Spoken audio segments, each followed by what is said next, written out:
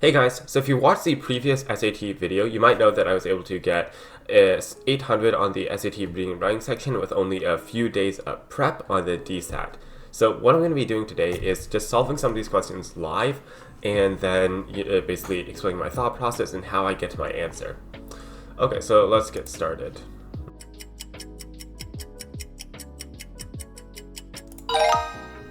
Okay. So I was able to pretty easily get A here because I didn't actually do a process elimination. So what I did is I just read over all the answers pretty quickly, and then I just basically read over this passage. So when I see this answer, this is the first one I read, and then I look at the passage, I can see that almost all of it really blends in together, right? So you can see here that the first thing they say is that it's written in French and it's used throughout Europe, and it's used for international diplomacy, right? So after you read that, you basically are able to kind of understand, okay, so it's not the first language of most Haitians, but it's still used throughout the world. So there must be another reason for why the French was the language used. You can also see here that there's something about a reassurance to the United States, which is basically saying that the United States was also intended to be kind of a reader of the Declaration. And it also then talks about these other colonies which were found throughout the Americas. So after you read all of that, then I'm already almost sure that this is the correct answer, just because that the entire paragraph is just going on to try to get this as the conclusion. And I didn't actually read over some of these other ones. I just glanced over them, but I thought this one was very, very likely. What I would have actually done in a serious SAT test is I would have basically clicked this, then put a star basically to say I come back to this later. I wouldn't have fully gotten the answer, and then I would have just clicked this and gotten the answer. Okay, so the next one.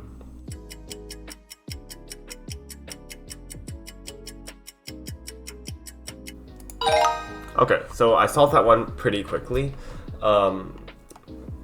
Again, this one I kind of did a process elimination here. So what I basically looked for was ways that I could kind of, break this argument myself, even without just looking at all the answers.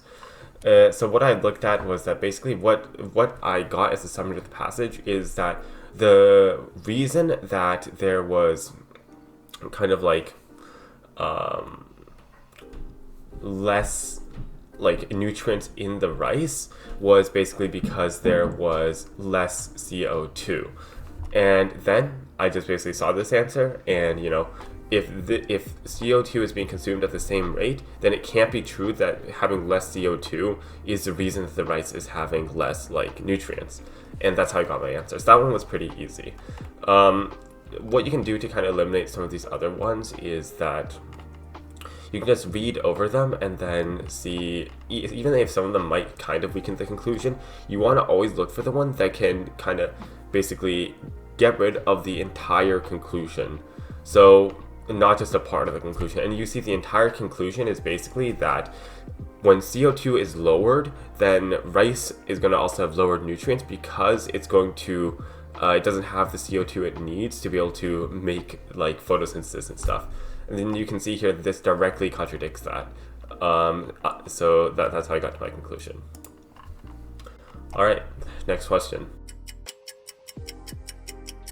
Yeah, so that one was really, really easy. What I did is basically just I read through the first part of the passage. I didn't read over anything here, right? Everything that I'm highlighting right now, I didn't even read over that because I know it's not important because I can see this is a kind of a grammar question because you're just looking for grammar, right? So I don't read over this. All I need to do is read over this, and not even the first part as well. So you can just read, theaters were fitted with specialized vents that emitted odors at specific points in a blank as a scent of roses when roses appeared in the scene. And straight away, I was able to get rid of this answer, this last one. Yeah, because you can see here, it's a run-on sentence. Let's see if this even works. But yeah, so if you just read it out loud in your mind, this is how I kind of solve these ones. So I just read this one out loud in my mind, and I thought it didn't really make sense. Same here for this one with the period. basically just as the scent of roses when roses appeared in the scene doesn't make any sense. So that I got rid of this one as well. So it was down to these two. So this is kind of like a trick that sometimes is used between either a comma or a semicolon. But yeah, you can basically just read over this as well. This is kind of what I understood, is that this is not really an independent clause. Like you cannot stand this sentence as such as the scent of roses when roses appeared in the scene.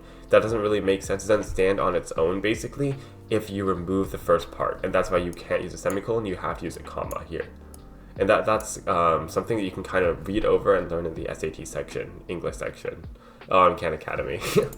All right, next question. Yeah, so this is basically you have 4 different words, and all of the words basically mean something different. Okay, that's kind of simple, but the point is basically what the question's really asking is that here, why is it that who the people who adopted this style are referred to as Okot School poets? So you read that the person's name here is Okot, so that's why obviously it's the Okot School. You can kind of infer that, and then you know that basically this poem has inspired generation. These are like the key parts in the thing. Here, let me just get this highlight. This is the key part. So this is important, and this is important. Everything else in the middle here, I basically skimmed over it. It's not actually important, and you don't need to spend time reading it. This is one thing, because the SAT is also a test of mental endurance, right? You want to basically limit the amount of brain power you have to spend on every single question. So I didn't even read over anything I got in yellow. All I did was read over this. So the poem inspired generation of East African writers. And then therefore, by comparison, doesn't really make sense because obviously it's the same school as the poem.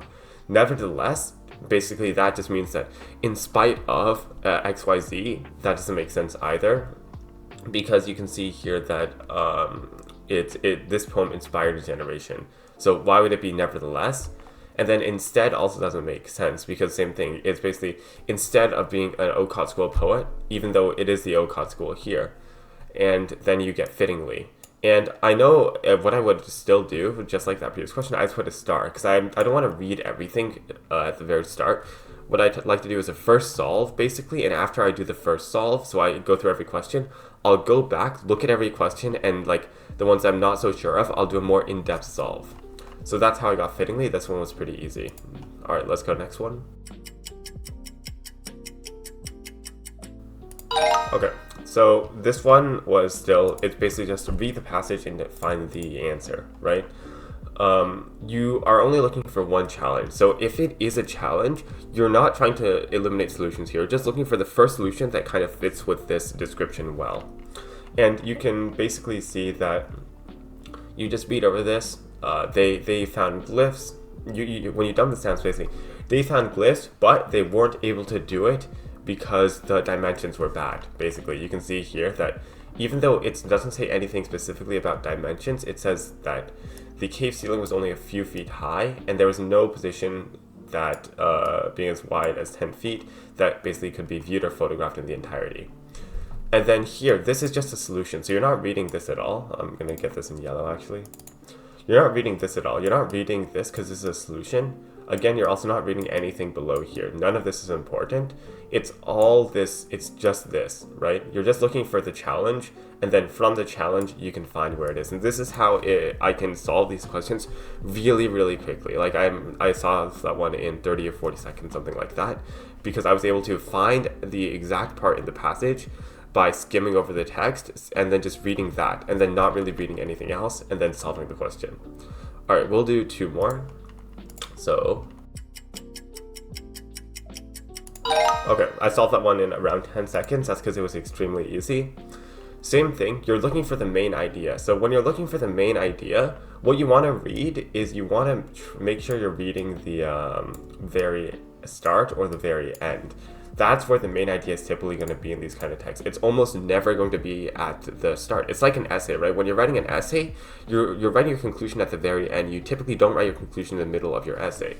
So from there, I just read this, which is very, very short, right? This is like one sentence. And then I'm like, okay, so the discovery suggests that the evolution of feathers was not linked to the evolution of flight, but it could have had other functions first. And this is not a conclusion because this is just in the introduction. I read this as well. This is just a start. And this is not really the main idea of the text, right? Whenever there's this kind of essay, it's normally trying to prove a point. And you can see here, this is not an informative article. So this is unlikely to be the answer. Or not unlikely, it's not the answer, right? This one says it confirms, but here it says suggests, right? So you know that when you see the word confirms here, you know that this is gone. And then this one, well, this one doesn't really get mentioned at all in the conclusions, and this one gets mentioned a lot more, so I just go for this one straight away, and I wouldn't check this one at all. I would be almost sure that this is the answer. All right, next one.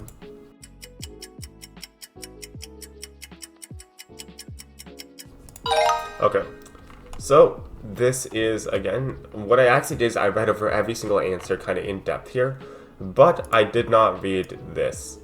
So this part, I skimmed over this and I didn't really read it.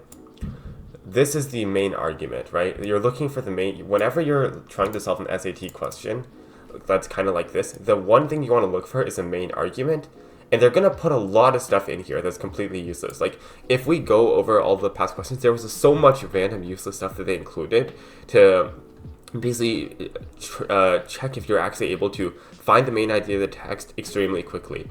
The SAT is not actually very challenging. If anyone had infinite time, I predict that most people could easily get a pretty high score. They would be able to get 700 if they had 5 hours to solve the test.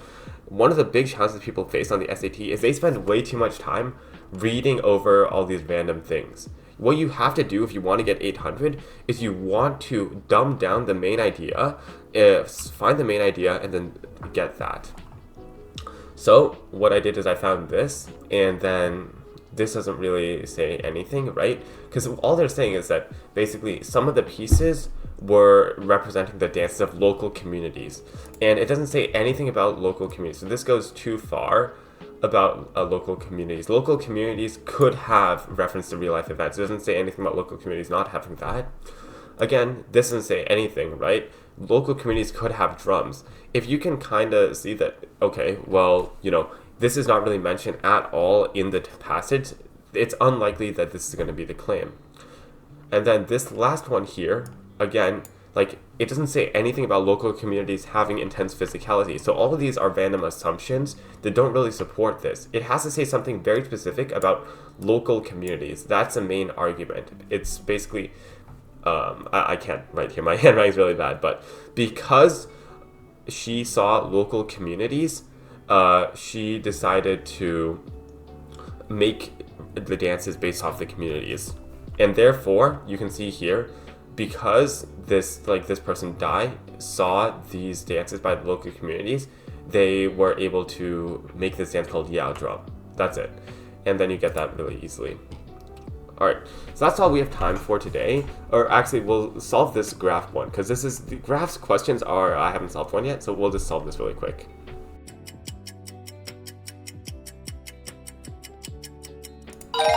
That was really easy. That sounds kind of egotistical, but basically what I did is I just looked at the first answer. I actually read through the passage here, which basically, because it's describing the data, I want to make sure there's no tricks or anything, so I just read over the passage really quickly. I understood the main idea of the passage, and then I just solved. So all you're looking for is the truth here.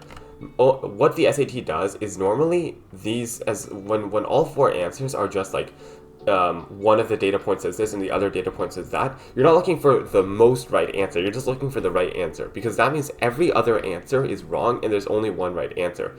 So that's how you can easily solve these kind of questions where it's with data and you're just trying to find a conclusion that's kind of like this. You're just looking through every answer, then comparing it with the data on the graph. So you can see I didn't even look at any of these answers at the bottom, because all I'm looking for is which answer is true. And if I can find a true answer, then I'm just going to put that in, because I know for sure that none of the other answers are right because of that. Okay, so that's it. This is the actual end now. Thank you guys for watching. My main tips for the SAT that I would just go over, that I kind of like went over in this video, are number one, you kind of want to basically dumb down every single passage to the core idea. What I normally do is I read the question first, and this is what you can do as well. Read the question first, then discover what parts of the passage you really want to understand, and then from there, skim over like the non-important stuff, just make sure there's no tricks or anything, and then read over the main idea really heavily. So like fully read it. Make sure you're actually reading it. Don't skim over the main ideas. So the conclusion, the middle part, whatever it is, don't skim over that. Fully read that. Then go through all the answers and then find out which one is basically true. And what you can do is use process of elimination to kind of easily solve this stuff as well. All right. So the second tip is basically just to review your grammar rules. So the SAT grammar section is sometimes hard. What you really can easily do is just go on Khan Academy, review the grammar rules, and that's pretty easy. And for grammar questions, like the one we did, one really easy thing you can do is just read over it in your mind. And if it makes sense to you in your mind, it maybe like just read it over in your mind 1 or 2 times. If it makes sense, then that's good. That's it, right? If it makes sense in your mind, it's very likely that it's the correct answer. Because a lot of the time you can get it down to maybe 1 or 2 answers, and from there, if you know your grammar rules, you can solve it. If not, just read it out in your mind and see what kind of makes sense, or compare it to passages you've seen in the past. When you're doing your prep, if you've seen like different questions where there's a comma or the semicolon used, compare the passages to those things and you'll be able to see what's right, what's wrong, etc., etc. And this will help you get an 800 on the SAT English reading and writing. Very easy. Oh, and one other really funny tip is basically, if you're taking SAT English, just take AP English at the same time. It's basically a free 5. I know I studied for 1 or 2 days on the AP English, because the thing is, if your SAT writing skills are decent, the AP English is so similar to the SAT that you can easily just get out a 5. I self-studied it. I didn't take a single course, and I studied for 2 days for that test, and I was still able to get a 5 because it was very similar to the SAT English section. Alright, bye guys. If you liked, if you want to subscribe. Good luck to everyone applying for university right now, and yeah, that's it.